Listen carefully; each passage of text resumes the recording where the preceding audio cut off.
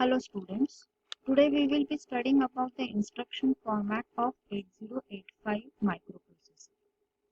Now earlier we had seen the instructions are of two types. One is called as the machine level language, which is nothing but a combination of the bit pattern, zeros and ones.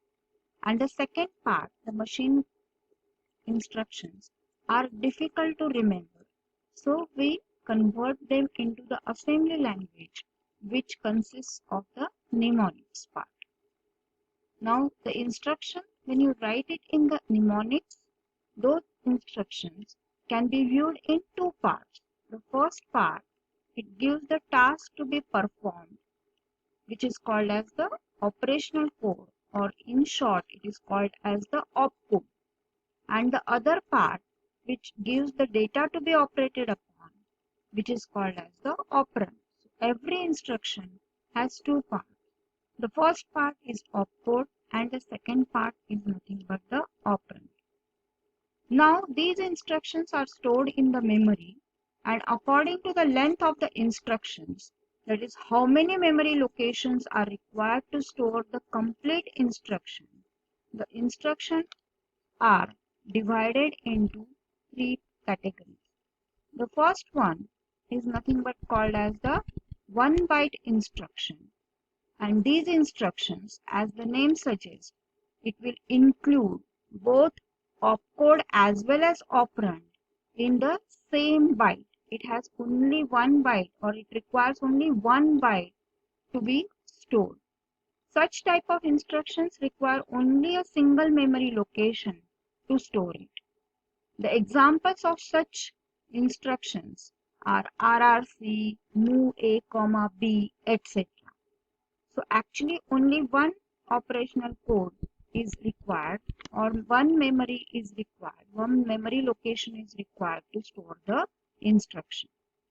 Now if we refer the opcode sheet, the opcode sheet I will show you right now. The code for move A, B, I will show you how to find that particular code. Now this is called as the opcode sheet.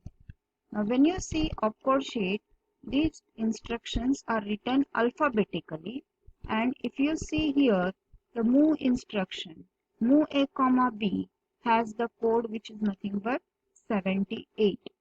So this code will be written in the memory location when you are executing the instruction. So that's why the opcode and the code for the move A, B will be nothing but 78. Now we will see what are the 2 bytes instructions. These instructions, as name suggests, will be of 2 byte, in which the first byte will be nothing but it will include the opcode, and the second byte which will represent the operand or the data to be operated upon. Such type of instructions require 2 memory locations to store it. For example, if I say MVI A, 8-bit data, or ADI, 8-bit data. So actual instruction will be MVI A. The 8-bit data is nothing but 08. So what is the meaning of this? This is your MVI A is nothing but your opcode, and 08 is nothing but your operand.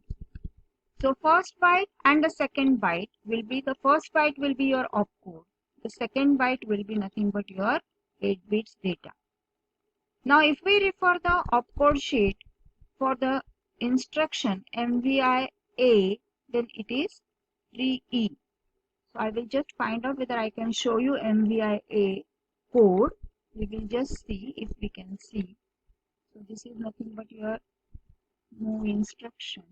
So MVI is nothing but 1 byte. 1 byte is nothing but 8 bits. The code is nothing but 3E. So that 3E code is for MVI A.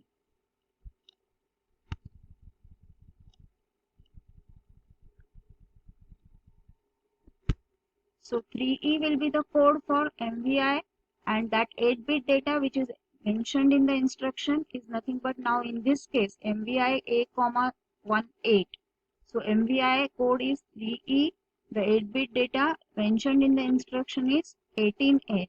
So 3E and 18, both code will complete one instruction. The first byte of the instruction is 3E and the second byte will be 18, and that will be stored in the two consecutive memory locations before executing this particular instruction. Now when you talk about the 3-byte instruction, naturally these instructions will require 3 bytes to complete the instruction. The first byte includes the opcode.